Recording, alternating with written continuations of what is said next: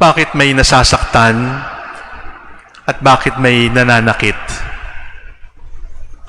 Bakit merong broken-hearted? Bakit merong heartbreakers? Bakit palaging merong sakit? At kailan tayo mawawala ng kirot sa katawan? Buti na lamang may biogesic o Ponstan, may efficacent oil. Paano kung hindi abot ng biogesic? Hindi kaya ng Ponstan. Hindi kaya ng hagod ng efficacent oil. Yung kirot, yung sakit na dinadala natin. What happens? The question of evil, the question of pain, the question of suffering has been a question that humanity has been wrestling with since human beings started to reason. Since we started thinking, we have been breaking our heads about the reality, the fact of pain, of torment, of hurt, of agony, of being broken, of sickness, and even of death. Ngayong araw pong ito, tinuturo sa atin ang salita ng Diyos. Ano talaga ang pain? Ano talaga ang suffering? Ano talaga ang torment and anguish? Ano talaga ang brokenness sa buhay natin bilang tao? First, pain is a mystery. Sickness is a mystery. Hurt is a mystery. How come they hurt me and the others don't? How come I get sick and the others don't get sick? Pain, suffering is a mystery. When we see pain, we feel too small. We feel too tiny. We feel like powerless.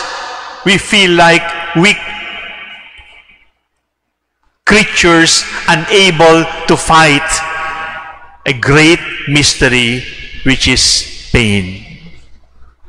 Kailangan nating tanggapin yon na ang hirap dito sa mundo ay hindi natin sukat maintindihan. And that is the reality. We just have to live with it. We just have to accept that for as long as we are here on earth, we will be living with a little headache, or perhaps with a little body ache, with a little heartache, with a little disappointment, with some frustration. Brothers and sisters, this will be part of our lives. But the second teaching about pain, about hurt, is that pain and hurt are not only mysteries. Pain and hurt are also gifts. Gifts. Where did God show the height of His love for us? At the pain on the cross. Where did God show the depth of His love for us? At Calvary. In other words, somebody who faces pain, somebody who endures hurt, somebody who carries the cross, is given a share in the passion of the Lord. Ibig sabihin po, kung gusto tayong mahalin ng Panginoon, ang ibinibigay niya sa atin ay yung pinakamahalaga sa Kanya. At ano ang pinakamahalaga sa Kanya? Hindi yung pera, hindi yung ginhawa. Ang pinakamahalaga sa Kanya ay yung mamatay para sa atin. Kaya nga, sa buhay ni Santa Teresa de Jesus, tinanong niya ang Panginoon, Lord, I have served you, I have served the church, and look what happens to me. People are opposing me, people are trying to destroy me, and I am hurt by what they do to me, Lord, I am your friend. You are my friend. Why do you do this to me? And Jesus told Teresa, Teresa, that is how I deal with my friends. And Teresa said, that is why you have few friends. The cross, the pain, the hurt is a gift, is a kiss from our loving God. Another Teresa of Calcutta was also confronted by it, and she was assured that hurts and pains and sufferings are kisses from the Lord. And she said, I hope the Lord does not kiss me too often. Pain is a mystery. Pain is a gift. Last, pain is a promise. Yes, it is a promise. Pain is only like a seashell. And it may be hard. It may be impenetrable. But it is like a seashell, and inside it is pearl. In other words, we are waiting for a new heaven and a new earth, where there will be love without pain, where there will be hope without terror, where there will be peace without threat, where there will be life and there will be no more death.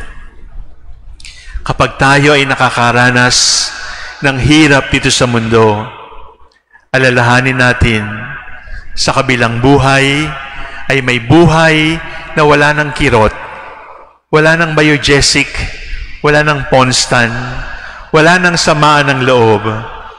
Because in the new heavens and the new earth that the Lord has promised us, love will be without pain, life will be without sorrow, life will be without sickness, and it is a promise of the great things to come. 3 words for pain. It is a mystery, it is a gift, it is a promise. Kapag mabigat na ang dinadala ninyo, hindi na kaya ng gamot o hindi na kayang alisin ng anesthesia at hindi na makatulog, hindi na makakain sapagkat napakabigat ng dinadala. At tayo magtatanong, Lord, where are you? I need you. The Lord will answer us through Him, with Him, in Him. Through your pain, with you in your pain, in your pain, I am with you. There is no pain here on earth that can separate us from the love of God. There is no pain here on earth that can separate us, because inside our pain is God. With us in our pain is God. And amongst us is God who has embraced our pains. So later on, when I say, through Him, with Him, in Him, and you sing Amen, say Amen and say to the Lord, in my pain you are there, you're a mystery. As I carry my pain, you are with me, you are my companion. As I carry my pain, you are inside my pain. Lord, you are my hope. Jesus Christ, the Son of God, was born for you and me. He came to bring the good news, from sin to set us free. The blind, the deaf, the lame, the poor, His power meant to see. He gave His life upon the cross, eternal life the key.